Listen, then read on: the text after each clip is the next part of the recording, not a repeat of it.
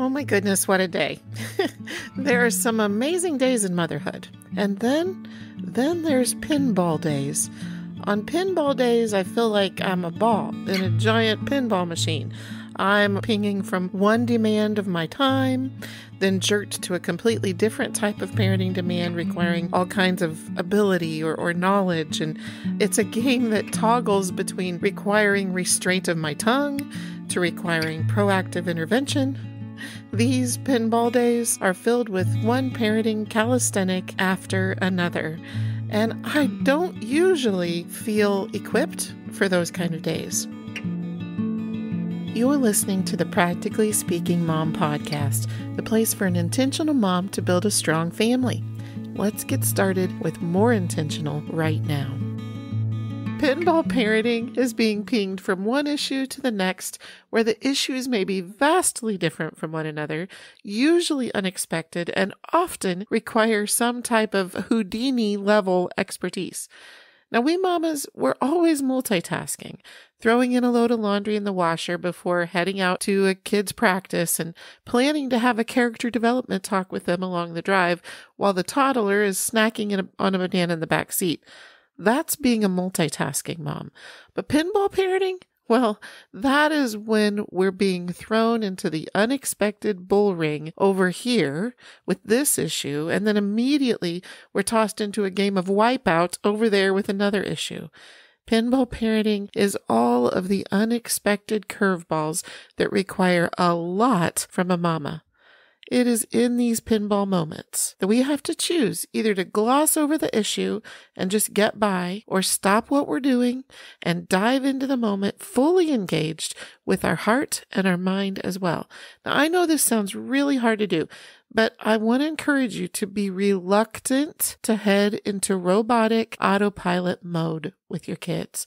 I know there will be times when you can't fully engage your mind and heart in the situation because you're just plain physically and emotionally exhausted. There are going to be plenty of those times in pinball parenting where we have no choice but to only take care of the unexpected situation minimally and move on. And we should not feel guilty about those times. I remember 24 years ago, I was a young mom of three, a 6-month-old, a 2-year-old, and a 3.5-year-old. Rich worked nights at the time, and I had been on parenting duty this night alone and had been up several times with one or two of the kids. In the early morning, I woke up to 3 crying kids. I get up and find that the 2 oldest were in the bathroom. The 3.5-year-old had attempted to change the dirty diaper of the 2-year-old. I glanced in at the baby in the crib, and he had pulled himself up to a standing position, holding onto the side, and didn't know how to sit back down. His face was plastered with the results of a runny nose, and I was seeing the first signs of chicken pox that his sisters had just gotten over a week or so before, and I mean signs on him. Boy, that is a morning I do not care to relive ever again. It was definitely a let's just get through this day alive kind of moment. I get those days are going to happen for all of us many times over. But what I hope to encourage you to do today is to become more intentional with the unexpected, complex times and embrace those curveballs head on when you can. Don't try to just tolerate the moment, survive the moment, but rather own that moment as a great training opportunity when possible. Now, when mine were that young, most of those training opportunities, they were for me, impacting my character, impacting my trust in the Lord, learning to cry out to Him and lean into Him in those impossible trials. In many pinball parenting days, we can do more than we think we can as far as embracing the moment for growth in either ourselves or growth in our kids, or usually growth in both of us. For example, I remember this one June day about 4 years ago. I was dealing with a sick child and had pretty much just gotten that situated about the time the middle schooler broke out in extreme emotions from having just returned from camp and realizing that she was going to be separated for a long time from her camp friends. Oh, the joys of middle school emotions. About that time, I had pulled her out of her pit of despair, and my soon-to-be freshman in college son needed help right then with his deadline for his first semester of classes sign up. Now, I can remember sitting all sprawled out on the floor, changing a grandbaby's diaper while playing college counselor, while my sick child was laying on the couch and the other one was still sniffling through her tears. And I remember thinking, man, motherhood is so diverse. It's so hard to be mentally engaged over here on this issue, then quickly adjusting to be emotionally engaged over here on this other issue. It is hard, and it takes really listening and being prayerful in those complex, diverse moments. God, where do you want my attention? What is most important here? Yes, I am multitasking with all of them, but who needs my heart connecting with their heart right now? Which one of them can I put the heart topic on hold while I deal with these other things and take time for that later? Which ones are in the situation of their heart that if I don't embrace it now, I'm going to miss the opportunity? We're supposed to do all this while we're also being multitasking moms. Multitasking, figuring out what's for supper, then heading out the door to pick up some groceries, only to find that it's pouring rain. I go to grab the umbrella, which is supposed to be right here in the entryway closet, but clearly it is not because someone didn't put it back, while listening to daughter number 4's play-by-play of a conversation she had with her friends, and figuring out that I'm about to step into bird poo all over the porch right in front of the door. Oh, wait a minute. Sorry. Too much information there. I got carried away with what was happening today. You see, we are multitasking moms all day long. What we want to do as much as possible is identify the difference between mere tasks and meaningful training moments and delve all the way into the training moments. When bigger issues come up, skip the grocery run, leave the bird poo, focus on these important training opportunities, the one that I had at the moment being my daughter's friendships. That's the heart issue of all the issues in front of me at that moment. Supper can wait for a bit and may end up being tuna sandwiches. The umbrella can stay lost and the rain can pour while I take a few minutes for the friendship training opportunity. What we're going to do today is we're going to look at some of the things that I did in training today. I chose to take from my array of pinball parenting curveballs in my day. These were the moments that I chose to focus in on. Listen to these scenarios, and I hope it just inspires you to identify in your pinball parenting moments which are the hard issues that I need to hone right now. Now, at the end of this, I'm going to finish up with a recap about pinball parenting. I'm going to tell you what's going on next week, and let's just get started with my pinball parenting moments for today.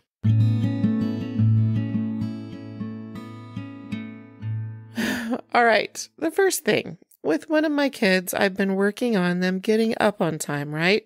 And so we had recently implemented that if you're not up by this time, then you will not have any screen time that day. Transferring that responsibility, that monkey, to their back of them waking themselves up and getting themselves out of bed. I don't expect that at a young age, but at some point, that is one of the skills we're developing in them, right? So I was in that process of trying to get this one to create some self-discipline in a category where she had been requiring me to provide that discipline. You see, everything in our lives is either going to be self-discipline driven or discipline driven, as in outside sources having consequences that make us want to make better choices. So I had implemented a discipline that happens if you're not self-disciplined about getting up on time. This was working great. And then today she told me, so I read in my health book that we should sleep until we feel rested. And I did not feel rested at the time that I was supposed to get up this morning. So I went ahead and stayed in bed until I felt rested, which was about 30 minutes later than the set time. Now, honestly, that made a lot of sense, and I do believe she was being genuine about that. She wasn't making an excuse, but I think she was also kind of thankful for that excuse. So I had to tell her That is such an important principle that you learned in your health book, and one that I ignored for a lot of years. And I had to give myself permission as a mom to stop feeling like you have to get up at this time, regardless of how your night went. If the baby woke you up 3 times or you laid awake for 3 hours because this happened, I had to start giving myself permission to go ahead and resting longer, even if I was requiring some older kids to get up before me that day. It's one of the reasons why I need to transfer that responsibility of them getting up at a certain time, whether I am or not, is because I did have to learn it is okay for mom to have the schedule I need to have for me to be healthy so that I can be a good mom to you guys. So that conversation was a good opportunity for me to bring that up to her and tell her that that was a hard lesson to learn. And so it is a tricky balance of figuring out what time should I get up? When should I get up? Even though I don't feel like it, I need to get up anyway. And when should I take that time to stay in bed and get that rest that I need? So we talked about the fact that if daily I keep staying in bed till this later time, then that's an indication that I need to make my go to bed time earlier. So if she is going to continue to choose this later time, then what we'll need to do is make her bedtime earlier. Okay, so that was one conversation that I had today. Then let's move to the next one, which was some math problems.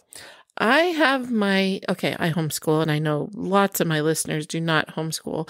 So hang in there with me just for a bit through this one. If you don't, moms who do homeschool, you'll understand what I'm saying when I say that for math, for some of our kids, we use teaching textbooks, which is awesome because it's a video they watch and they answer the problems. They enter their problems on the computer. They're instantly checked. That's awesome. There's another video. Then if they miss it, they watch this video and they have a second chance to do the problem. Well, there's some awesomeness built into that, right? Instantly knowing whether you're right or wrong means that you don't retain the wrong information in your head as you move to the next problem. Very helpful in solid growth in math. So I love that. But the negative part of it is they get to have a second time to do it because that means that they could then be lazy about being very careful with their computations to be accurate. If you know you're going to get a second chance, well, you kind of have a laid back, no big deal if I'm not entirely accurate this first time, I'll have a second chance, and so I'll still get a good grade.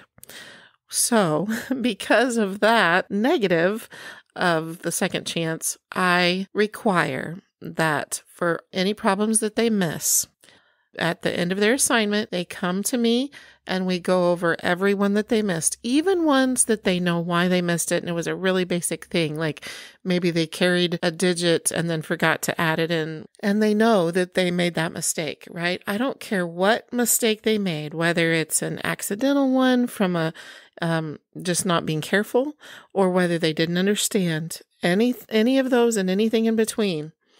I have them go over it with me and rework it in front of me.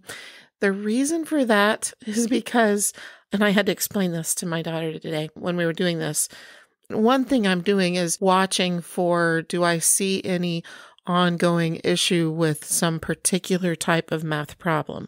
I want to catch any tendencies. But also, I have her do it because I want it to be unpleasant to miss a problem. If there's some unpleasant in missing the problem, which the unpleasant is taking the time to do it with mom, then they have some incentive to calculate accurately the first time. And so that is instilling habits in them. And so much of our academic success for our kids is about the habits. She could come to me having missed 15 out of 20, and I wouldn't be upset with her. That's not my goal. My goal is for us to identify the ones that she misses for whatever reason so we can grow and overcome and learn from the mistakes. And even if they're just little computation mistakes, right? I want her to learn from all of those mistakes, but I also want her to develop some good habits. So I needed her to understand in that consequence that we have every day, it's not a consequence of punishment. It is an incentive, really, to let's do our very best to do computations accurately the first time. In another pinball parenting moment today, little sister was trying to stop big sister from heading out the door. She wanted help with something, but the older sister was impatient and not in a mood to be helpful. She was honestly being rude and, well, you could say a little neglectful in that moment, and I didn't handle it well. I fussed at her in such an unproductive way. And, okay, so I probably took 20 minutes before I went and found the older daughter, went to her and said, hey, can we talk? In those 20 minutes, God was so working on me about the fact that I was bugged at her for how she treated her sister. And my response was to treat my daughter in a much worse, with my words, way than she had treated her sister.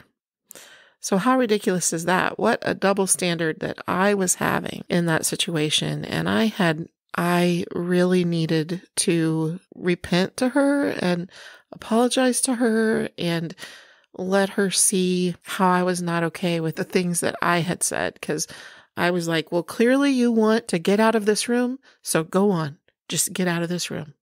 That was a very rejecting way to handle that. And there I was, frustrated with her at sort of rejecting her sister in that moment. And then I do the same thing to her, only worse, because I'm her mom. And to give rejection words like that as a mother, that's just awful. And it's beyond not acceptable. So I definitely had some repairing that I needed to do. So I did. I walked through that, and it led to some different discussions. Well, here's something that I'm working on with my kids. And so this goes back to how she kind of was rejecting her siblings' attention. I want my kids to understand. Oh, let me just tell you exactly my words to her. God gave you a certain number of years to have daily influence in your younger siblings' lives and your older siblings' lives. He has specific lessons he wants your sibling to learn from you. And he has specific lessons he wants you to learn from your sibling. Don't waste any of your days. Don't think just of yourself in a situation, whether that's thinking of yourself by avoiding the sibling or reacting instead of responding in a healthy way, or maybe bullying or manipulating, or retaliating, or overlooking, or accidentally irritating, or intentionally irritating. Sure, there are lots of reasons to be annoyed with your sibling, but God is calling us to something more than that, much more valuable. He put us together in this family because we need one another, and we are the perfect combination to grow each other. If we'll work at our part of that. Now, there's other times where I teach that and go a little bit further into, ideally, we're going to have some shared goals in these family relationships. The first goal being, I want to do God's will and I want to love God. So that's the first goal that all of our family members can have. And then the second one is, we want to love one another. And the third one is, we want to bless other people. And the fourth one is, we want to value our relationships. So that means, sister, speak up to your other sister when she's not treating you right. Don't stuff it inside of you and make it unhealthy in your body. And that's practicing avoiding a relationship issue. You want to face relationship issues. You need to do so gently and in love, but absolutely be brave enough and love the relationship enough to speak up. When we speak up in love and gentleness, but honesty, we are saying, I value this relationship. And we're also saying, I value you. I value you enough for me to do the hard work in this relationship with you. I value you. I want your wholeness. I want no broken parts of you. And I don't know exactly what ways that God wants me to help you be whole, but if I be about loving you and honoring our relationship, then I can trust God to use my faithfulness in those things to help generate healing and growth and restoration and encouragement in you. Encouragement, maybe also some stretching, some growth that it's not always pleasant, but it is worth it. Okay, moving on to the next parenting issue of the day. It's a different time of the day. So one of them was displaying some irritated attitude and irritated actions. And they go and sit on the back porch, clearly frustrated. Now, I don't know what they're frustrated about. It's our tendency, because we're all self-centered people, to think they're frustrated at me, or why should they act that way towards me? I didn't do anything. Those kind of thoughts. And even as a mom, I'll have those feelings and thoughts. But first, identifying clearly there's something going on. They're sitting on the back porch. Now, that could be an avoidance move. They're avoiding dealing with something. Or it could also be a cooling down. Let me cool down. Let me get perspective. And I need to make room for that and allow for that. But I don't know which is going on at the time, okay? So I give it some time. And then pretty soon she comes back in. And so I can ask the question, can you tell me, I can tell you're irritated. Can you tell me if you're irritated at a person, or you're irritated about a thing, or you're irritated about a thought? And so let's say she says a person. Now, then I can ask, is it a person in the house or a person that doesn't live here? And yeah, this is very tricky because how do I put into words for you that, yes, sometimes we can expect our kids, just be honest with me and don't make me play a guessing game with you that I have to ask just the perfect question for you to be honest with me. And I'll say that plenty of times with kids, especially if we're dealing with an issue of truth and honesty. You don't only tell me the truth if I ask just the right question to pull the truth out of you. It's not my job to play hunting for the truth. But in this particular case, I was trying to gently identify whether she just needed some space and some time, or if she was stuffing feelings inside of her, because she's one of my kiddos that stuffs feelings in and isn't quick to face and deal with the uncomfortable issues. So I just needed to make sure that she was just getting a little bit of time for clarity and to calm down or whatever, and making sure it wasn't that she was stuffing and avoiding. So I was trying to ask some gentle, clarifying questions. Is this about a person, a thing, or is it about a thought? You don't have to tell me exactly what's going on, but which of those categories? Person. Okay. And can you just tell me, is it a person in this house or not in this house? And she said, not in this house. And then we were able to just leave it at that for now. And then just that opening up a little bit later, she comes and tells me, the whole thing. And that's great. So it's my job as a mom to monitor and make sure that they're at an okay trajectory, but also leave some space for God to work with them, for them to hear the Holy Spirit. I can't take the place of the Holy Spirit in my kids' lives. So I need to leave some space for that while also probing a bit. And maybe in a couple hours I would probe a little more, but I didn't need to because she came and told me the rest of the story in a little bit. They need to know you care and that you also are giving space, but that you're also the parent. And so you need to dig a little bit. Pinball parenting. These are the heart issues, the training issues, relationship issues that we weren't expecting today, but they're the important things of this day. These unplanned parenting moments are the shaping opportunities for our kids. It requires a lot of us mamas to switch from comforter to teacher to disciplinarian to college counselor. But in these times of training, we are shaping hearts. We're transforming relationships.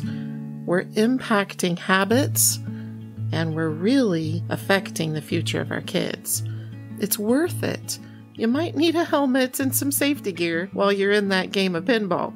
But Mama, hang in there and know that there is purpose in your pinball parenting day. If you want more help from me, Val Harrison, then head over to my website, practicallyspeakingmom.com. While there, be sure to subscribe to my Monday email list. Once a week, you will get an email from me containing the podcast, blog post, or maybe an entire newsletter and coupons. Join me here next week also, as I am joined in the studio by my husband Rich for episode 90. Can't believe it. Episode 90. Making Marriage Meaningful. Oh, and join in the conversation today in my Facebook group, Intentional Mom Strong Family. I'll see you next week.